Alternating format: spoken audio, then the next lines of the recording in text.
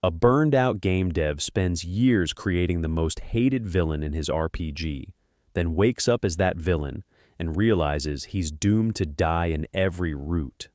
So we start with Kim Woo-jin, a game developer running on overtime, caffeine, and pure suffering.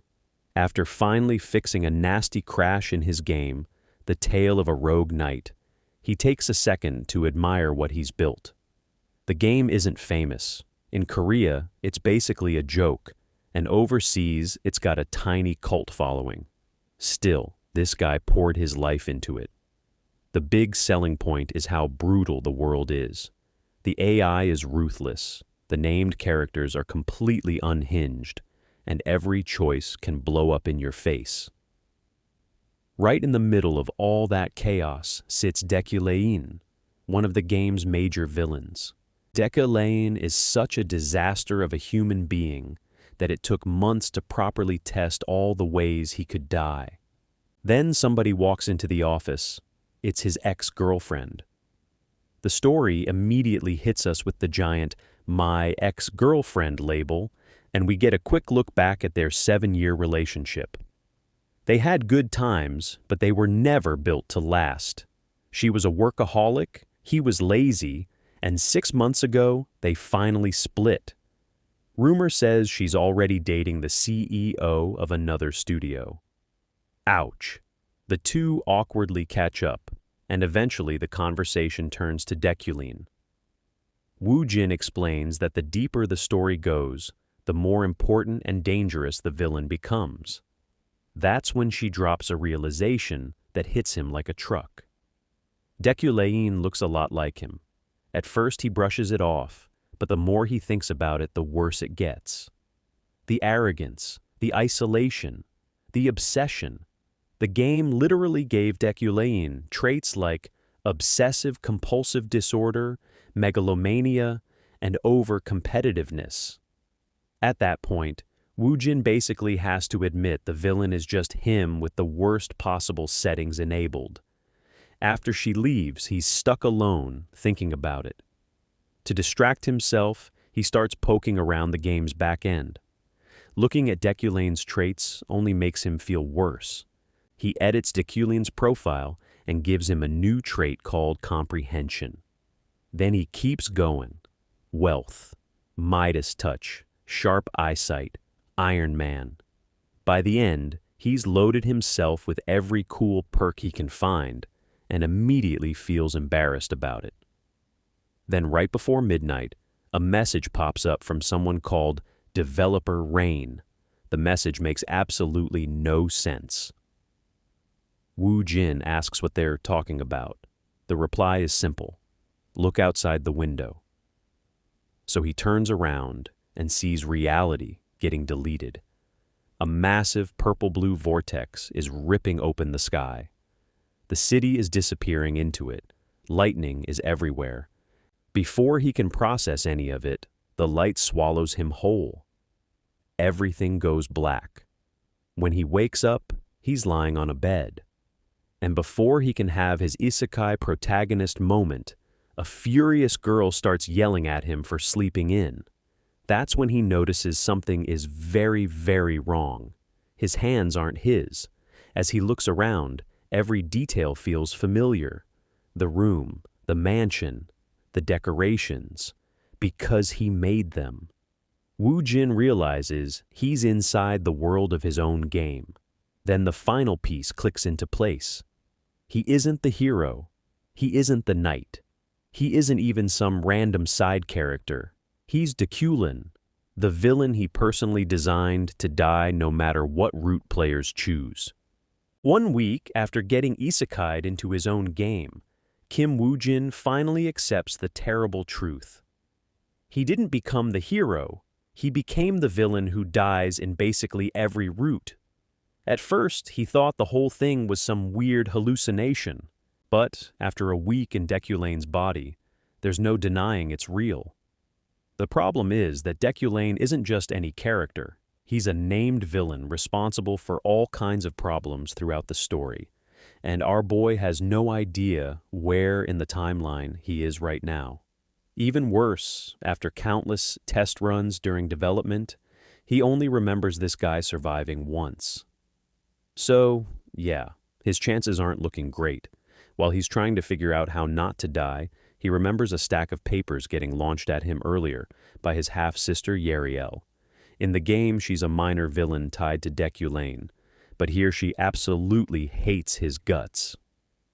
Between her attitude and a few comments about his fiancée Julia, he figures something happened between them recently. Then he notices something way more important. A quest window pops up. His main objective is simple: become necessary to the game. Under that is a side quest telling him to attend a university lecture for store currency. The currency part immediately gets his attention. If this world is running on game mechanics, resources mean survival. So my guy is going to class whether he likes it or not.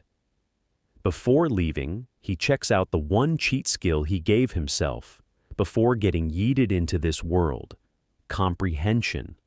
A unique ability that lets him understand anything by spending mana. As he heads through the mansion, something starts feeling off. The place doesn't feel unfamiliar anymore. Actually, none of it does. The clothes, the mannerisms, even the way he walks, all feel natural. It's like Destined's personality settings are slowly installing themselves into his brain. Traits like dignity, intimidation, and refined taste are starting to affect him without permission. For a moment, he even catches himself thinking like an arrogant noble. That snaps him back to reality. He reminds himself that he's Kim Woo-jin, a computer science graduate from South Korea, the same guy his ex called a pathetic lady bastard. As long as he remembers that, he refuses to let Destined completely take over. Soon he climbs into a carriage and meets a terrified assistant who hands him the lecture materials. Trying to make conversation, Bro asks if the guy is a wizard. The assistant nearly dies from stress. Woo-jin immediately claims it was a joke and starts reading the notes instead. To his surprise, the lecture is perfectly prepared. The assistant clearly worked hard on it, and somehow complimenting someone makes him physically uncomfortable. At that point, he's forced to wonder if that's Destined's personality rubbing off on him again. Not long after, they arrive at the Imperial University. The place is packed with students excited to hear from Destined. Apparently, he's a famous prodigy, handsome, brilliant, and one of the university's top professors. He walks into the lecture hall, introduces himself as Destined von Grahan Uklein, head professor of the Magic Tower, and prepares to start teaching a subject he doesn't actually understand.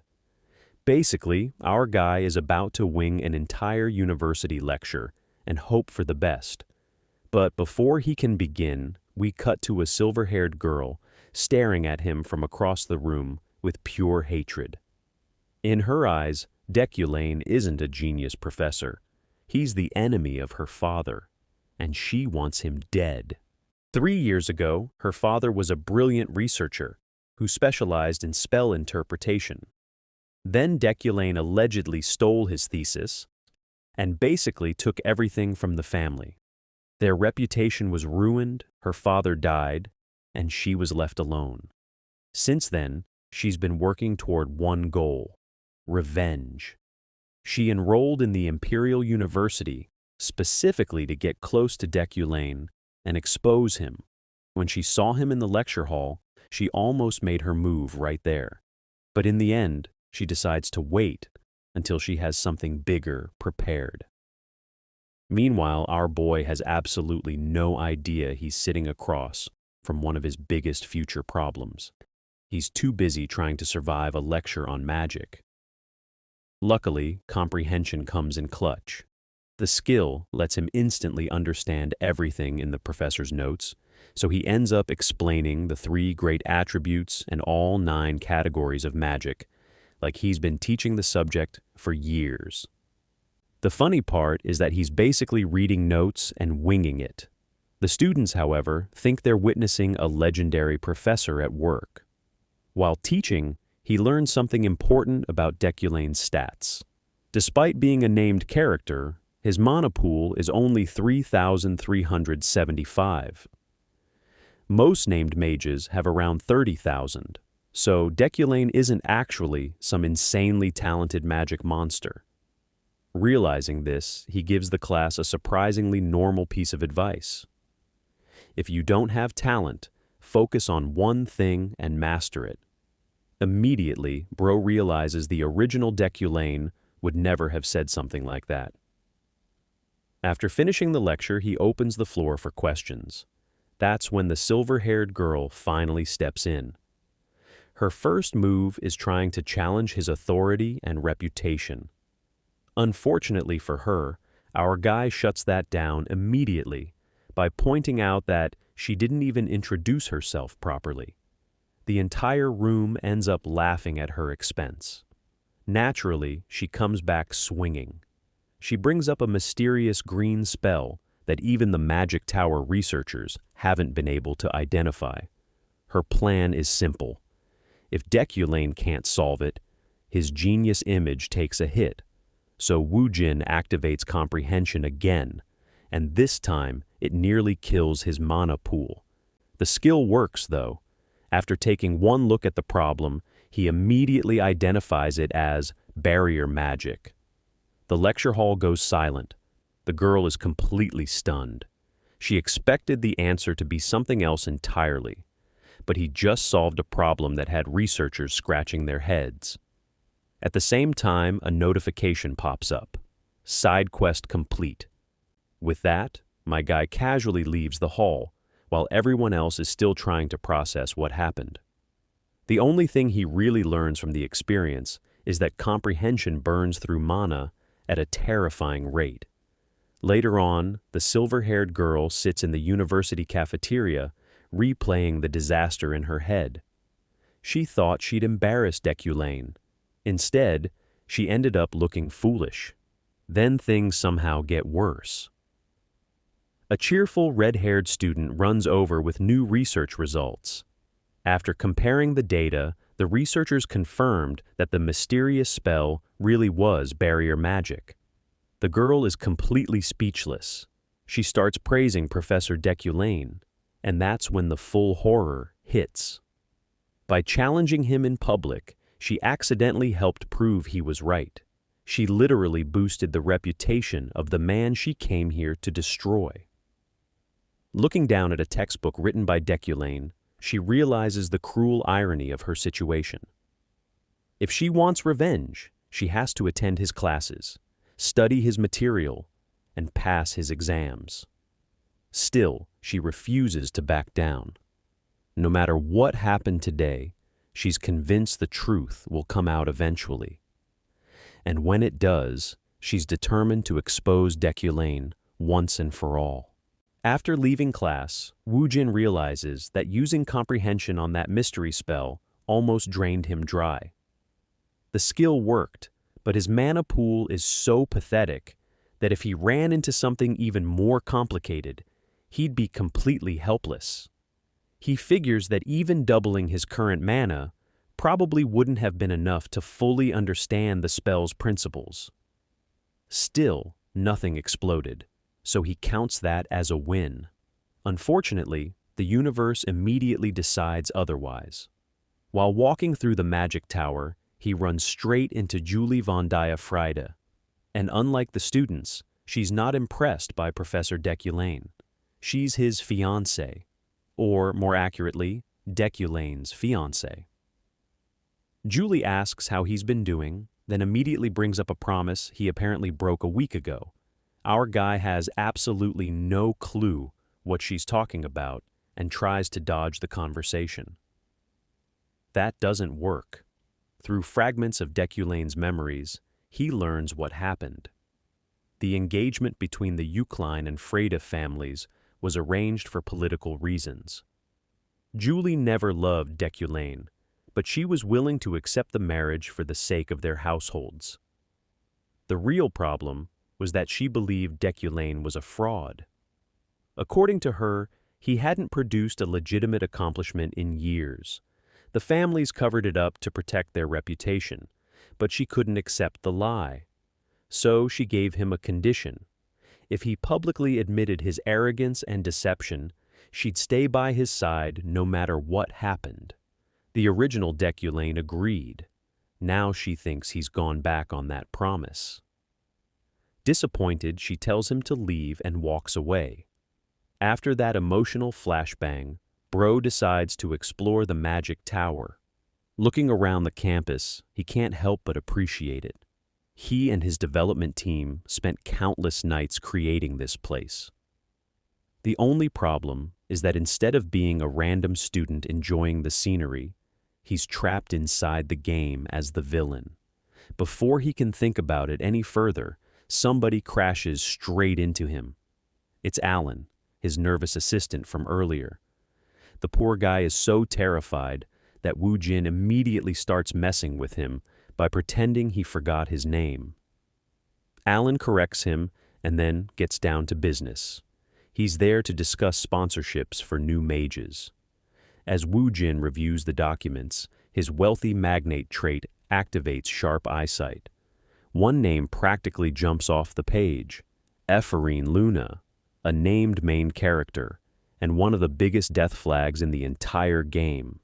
He notices she has a sponsorship debt of 500,000 and not a single sponsor. Alan explains that everyone is afraid to support her because of what might happen. Woo Jin understands exactly why. Ephrine's father is connected to the theft scandal surrounding Destined.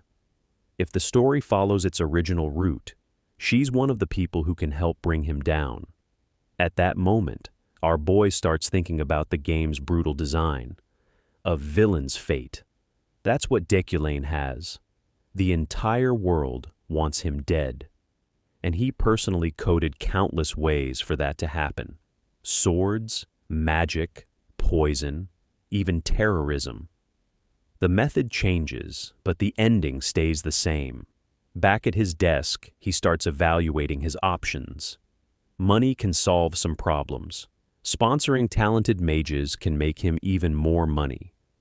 But the deeper issue is that there are countless named characters out there who already have reasons to hate him. Sooner or later, they'll come for him. That's when the reality of his situation finally clicks. He's not just trapped inside a game. He's trapped inside the body of the villain everyone is destined to kill. And if he wants to survive, money alone won't save him. He needs to get stronger. Our boy finally comes to a pretty brutal realization. If he wants to survive this game, he can't rely on talking his way out of trouble. He needs a serious power-up.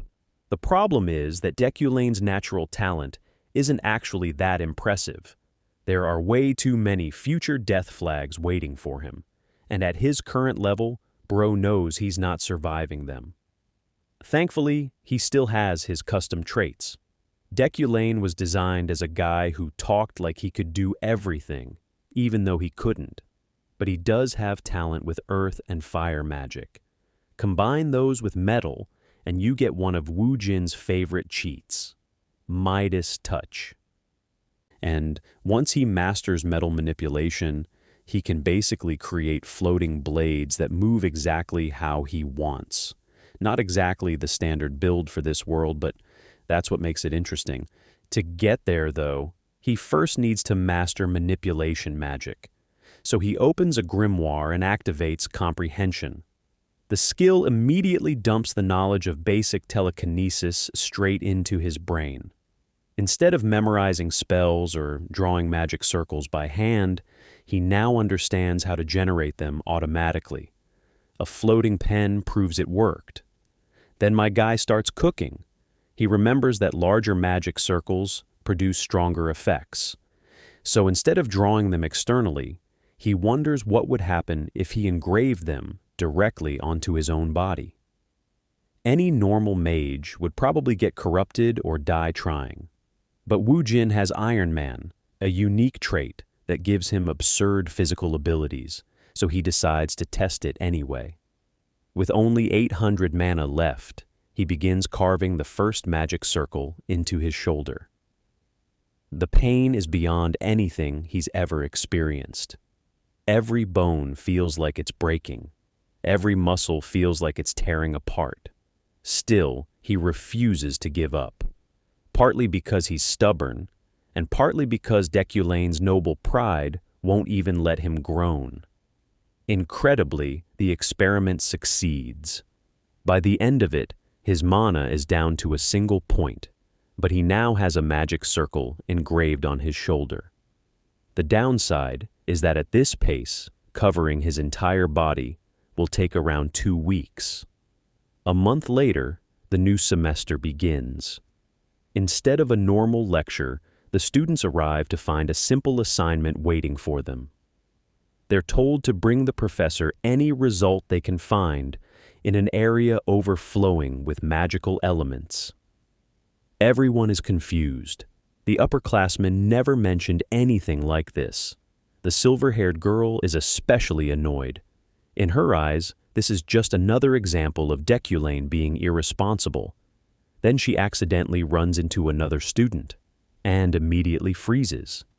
It's Sylvia von Josephine Ilad. Years ago, Sylvia's family viewed her father as a threat and surrounded their estate with troops. Sylvia herself was there. The silver-haired girl recognizes her instantly.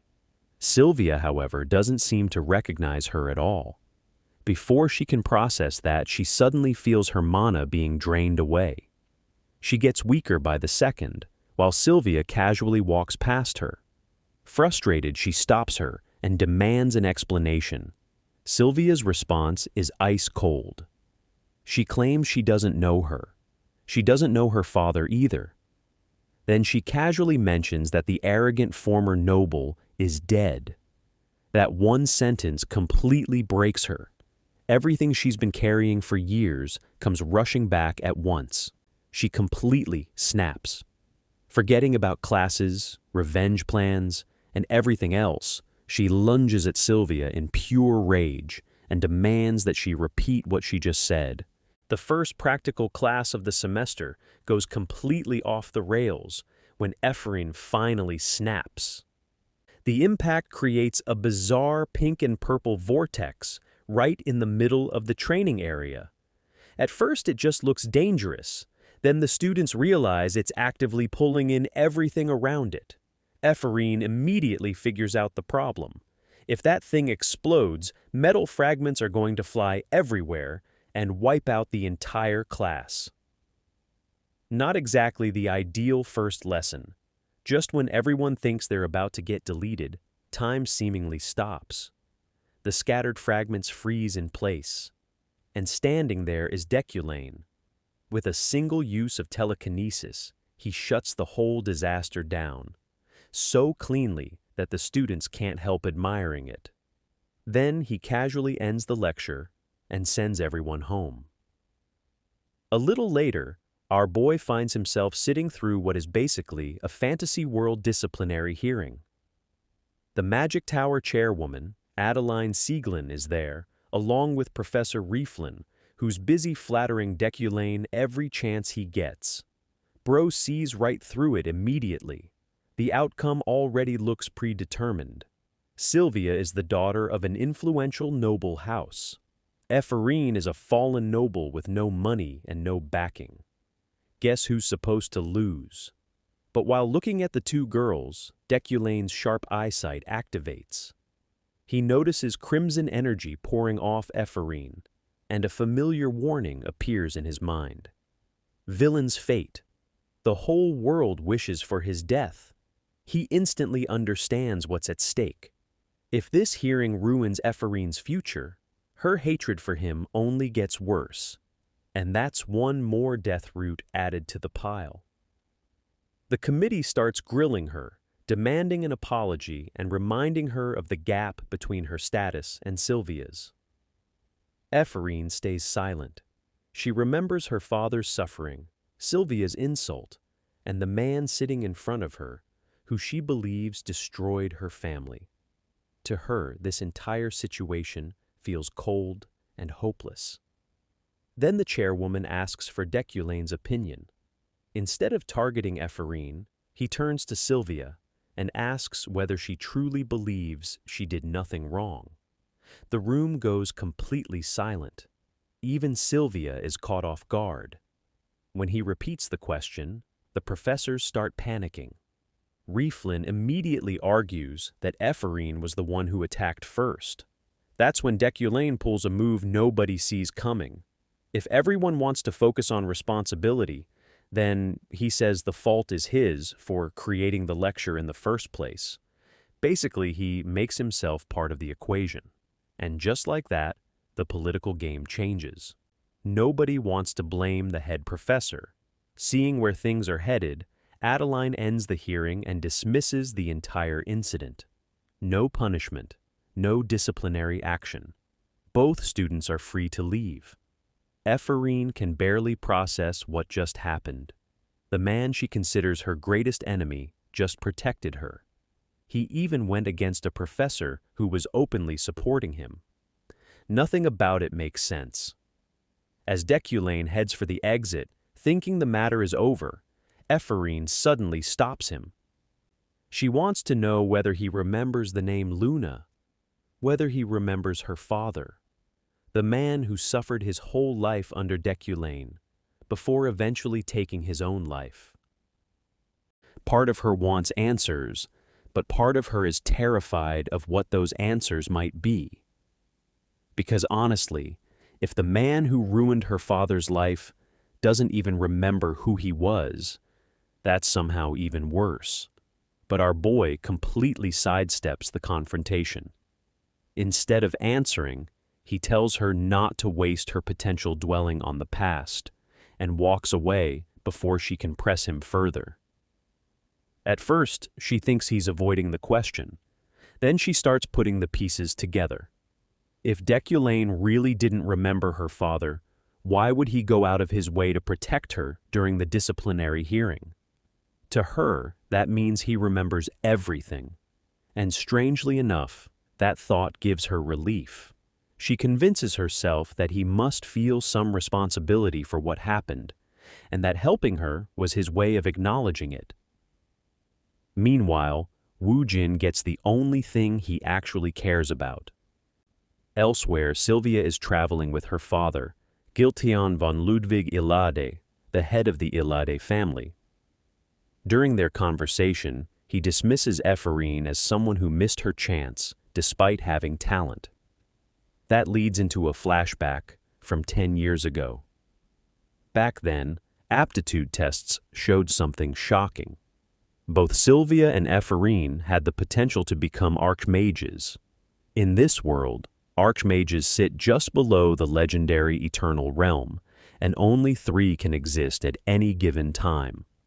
One position was already reserved for Adeline, another belonged to the current archmage. That left exactly 1 spot, and both girls were competing for it. Sylvia realizes the ugly truth. The Illade family crushed the Luna family because they wanted her to become the archmage instead of Ephorine. That's why everything happened. Even now, she carries guilt over it. Then her father brings up Deculane. He warns that even if the professor seems unimpressive now, he was once considered a genius and could still surprise everyone. Sylvia already knows that better than anyone. The explosion during the practical exam wasn't an accident. She secretly set a trap designed to drain Ephorine's mana and trigger an explosion. Her goal was simple: get Ephorine expelled. But Deculane figured everything out immediately. Instead of exposing her publicly, he made it clear he knew exactly what she had done. Using that knowledge as leverage, he forced her to cooperate. Now Sylvia can't stop wondering what kind of person he really is. Back at the manor a few days later, Wu Jin is feeling pretty satisfied with himself. Supporting Ephorine earned him store currency and removed another potential death flag. Not bad for a guy desperately trying to escape his own bad ending. Then a new quest appears. Attend the Flower of the New Year event. Reward, another 0.5 store currency. Woo Jin immediately hates the idea. Social events are basically hidden boss fights, disguised as parties. Unfortunately, he needs at least 5 store currency to access the shop, so skipping isn't an option. A little later, he arrives at the event and quickly discovers it's packed with nobles trying to get close to him. Parents brag about their children. Aristocrats line up to introduce themselves. Everyone wants something. After a while, our boy starts searching the crowd for someone actually useful. Then he hears a name that instantly grabs his attention. Ganesha. As the creator of the game, he knows exactly who that is. Getting close to her is one of the biggest opportunities an adventurer can find early in the story. So he ignores everyone else and looks for her. Standing above the crowd is Ganesha herself, the 5th strongest character in the early game. Eventually, he spotted her and immediately started heading over. Unfortunately, the universe decided to spawn an obstacle. A noble named Ehelm von Gersienberriend stepped in front of him. Turns out he and the original Deculine went to university together, and Ehelm has been salty ever since Deculine got the head professor position instead of him. So, naturally, he starts taking shots at Deculine's lack of research and hinting that he's a fraud. In the past, this would have turned into another noble ego contest. But Woo Jin has absolutely no patience for that nonsense. After listening for a bit, he basically tells Ehelm to stop the bullshit and get lost. Needless to say, Ehelm was completely stunned. With that problem out of the way, our guy finally caught up to Ganesha outside. She immediately figured out he was looking for her, while Woo Jin tried to play it off like he had simply gotten lost. Ganesha wasn't interested in small talk. She brought up an old commission Deculine had given her. She had accepted the job, but abandoned it after becoming attached to the children involved and returned the advance payment instead. That was when she hit him with the real question.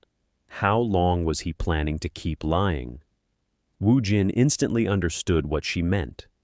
The original Deculine was a guy who built his reputation on lies, destroyed trust, and ruined people's lives to maintain his status.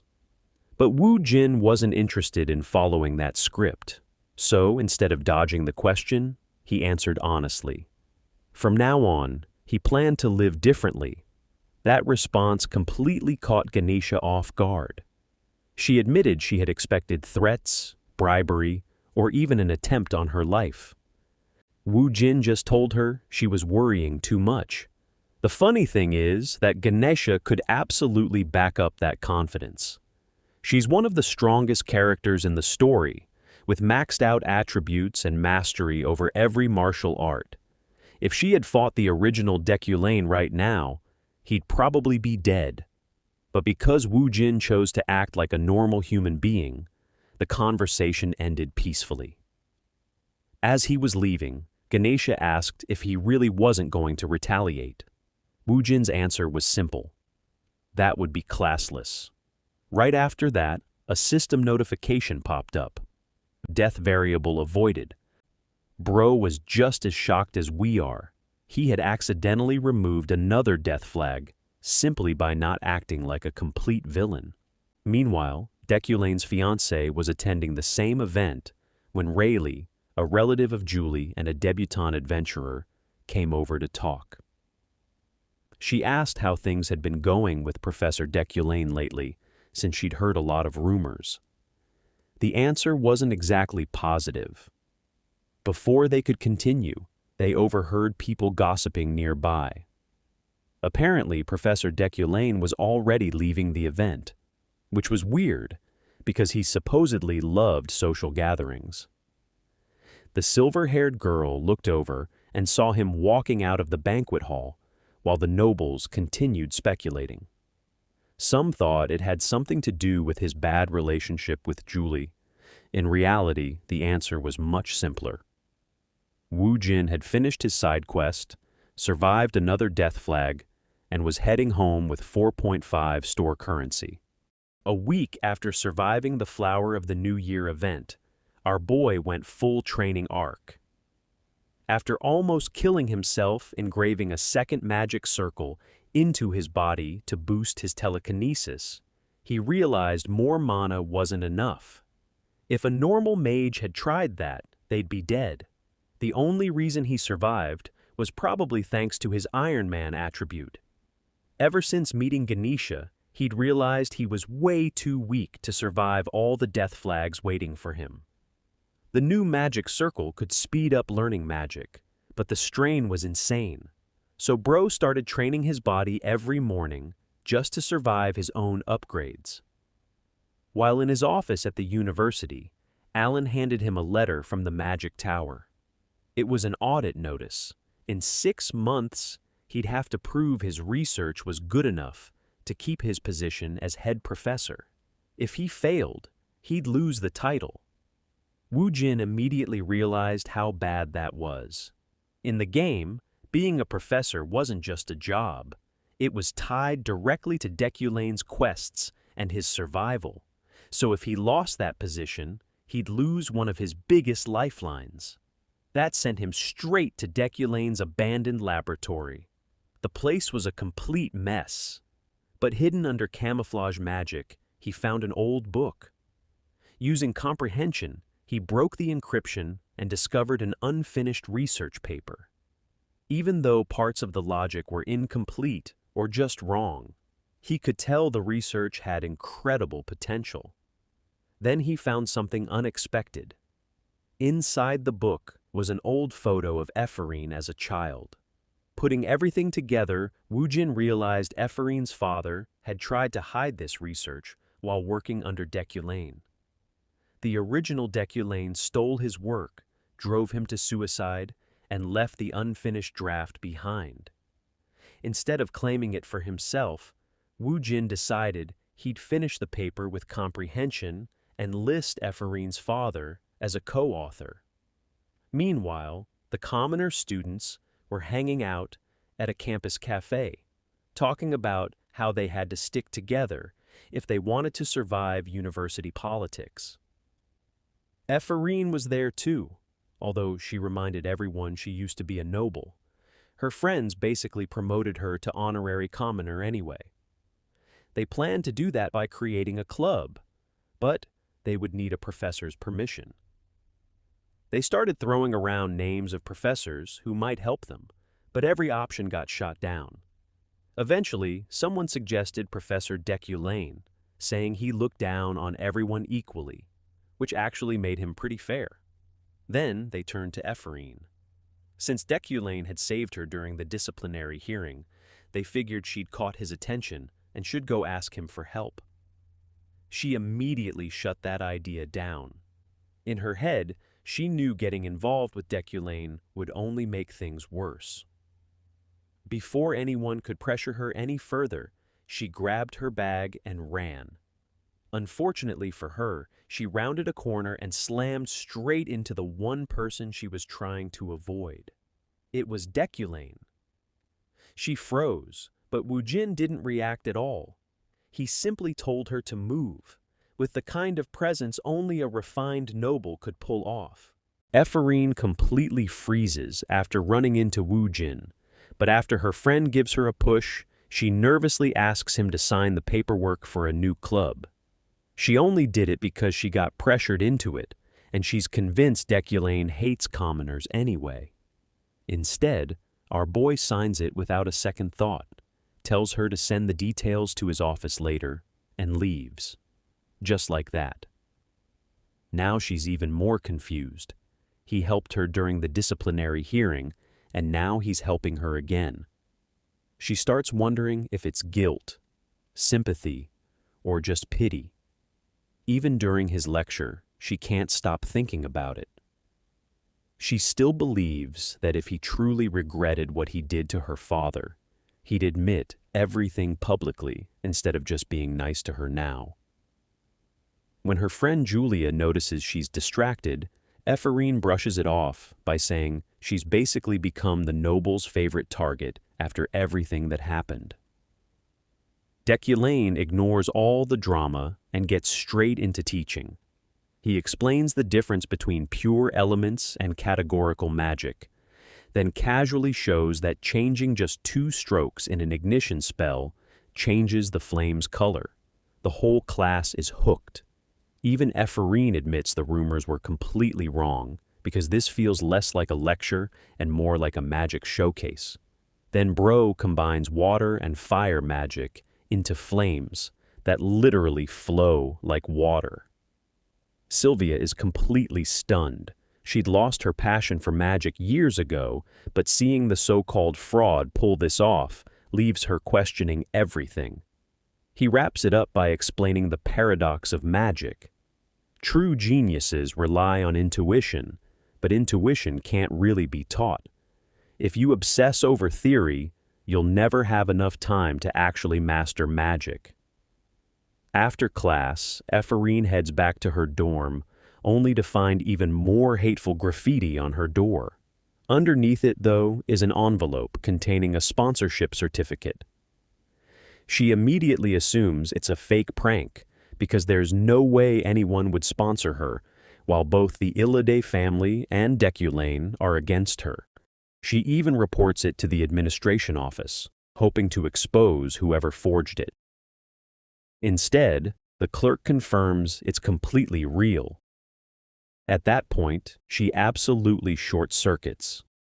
She rushes back to her room, panicking over the fact that she suddenly has 100,000 elni. She starts packing an emergency bag, regrets telling the administration office about it, and even convinces herself the staff member might be after her money. Then reality finally sinks in. Someone actually recognized her talent. After years of poverty, bullying, and being treated like she didn't matter, she tells herself the world is still kind and decides she's going to try a little harder. Back at the Eucline Manor, Yahello is already stressing out because she knows her brother's at the annual auction again. Last year, he blew 10 million elne, so she's convinced he's about to do something even worse this time. Meanwhile, our boy's already at the City of Julin auction with one goal. After relying on telekinesis, he realized his build has a huge weakness. His talent alone isn't enough, so he needs top-tier metal to make a weapon he can control with his mind. His current one is just a temporary fix. The second he gets to the waiting room, he runs into Julie. She immediately brings up the disciplinary committee and accuses him of crushing the dreams of rookie mages. Then she warns him that his past sins will eventually catch up to him and says it's the last advice she'll ever give before cutting ties with him.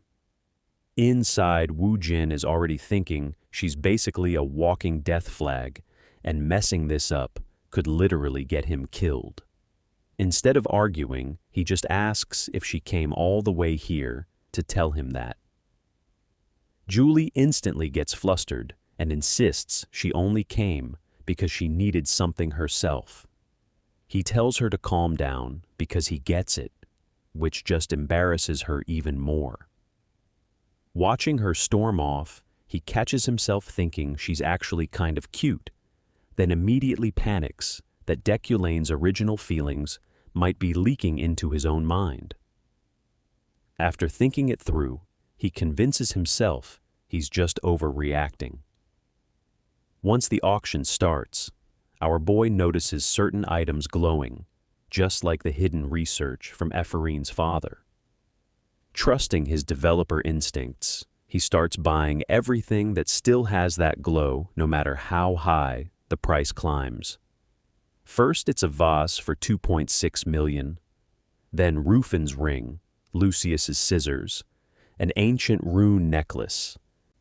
At this point, the whole auction hall is wondering why guest 777 is buying practically everything. Julie watches the whole thing and assumes he's just showing off because he's desperate for attention. Then the final item appears. The Snowflare Stone, one of the 10 rarest metals in the world, and basically the best material you can get for forging a weapon unless you've somehow got dragon bones lying around. Both of them immediately realize how valuable it is. Julie wants it for herself, and Woo Jin knows it's exactly what he needs to make his telekinesis build viable. The bidding goes completely insane until Julie takes the lead at 29 million. She thinks she's won, but guest 777 jumps in with 31 million. Julie is furious, and the bidding keeps climbing to 33 million. The people around Woo Jin assume he's buying it as a gift for his fiancée, because why else would he bid against her? That's when he finally realizes he's been competing with Julie the whole time. He knows taking the stone could make her hate him even more, but this is the first time it's been available in 3 years. If he lets it go, who knows when another one will show up. So, despite the massive death flag he's probably creating, Bro makes up his mind. He has to get the Snowflare Stone. The bidding finally ended at a ridiculous 42 million elnay, and guest 777, our boy Woo Jin, walked away with the Snowflare Stone. Everyone in the auction hall immediately assumed he bought it as another gift for his fiancée. Julie, though, was having flashbacks to their engagement. Back then, the original Deculane tried to win her over by dumping a mountain of expensive gifts in front of her, like that would solve everything. She hated it, walked out, and then got dragged through the mud by noble rumors anyway. So seeing him outbid her again felt like history repeating itself. She was ready to blow up, but instead, he just asked if she wanted the Snowflare Stone, apologized, and left. That completely broke her expectations, because the Deculane she knew would never apologize for anything. On her way out, her older sister Josephine, the eldest daughter of the Freyden household, showed up and told her to get in the car. Back at the manor, our guy was feeling pretty good until he found Yahello waiting for him. Turns out the fortune he just blew at the auction was actually money meant for the family's mines. Yeah, not great.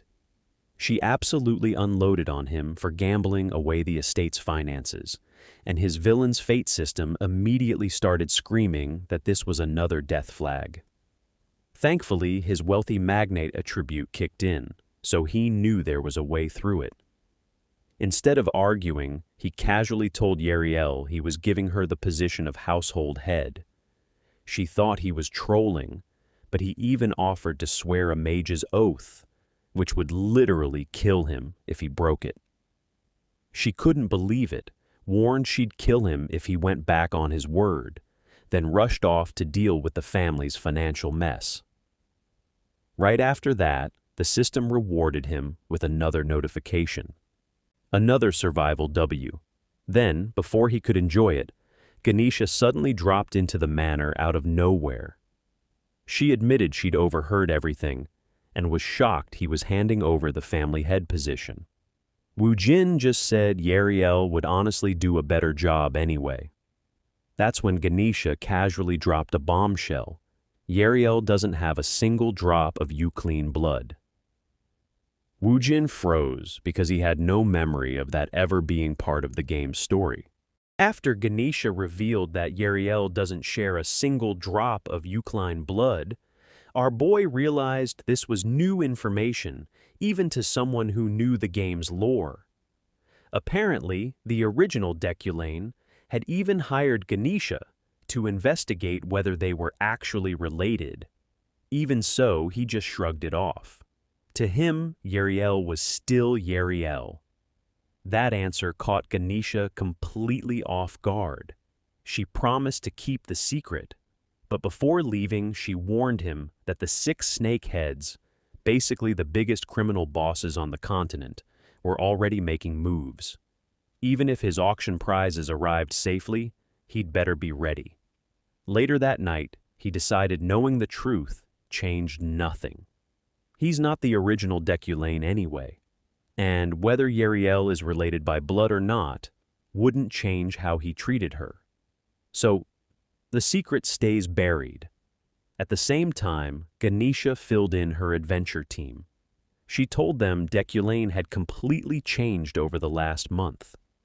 She'd even planned to ask if he was still collecting magic slaves, but after talking to him, it didn't seem like that anymore.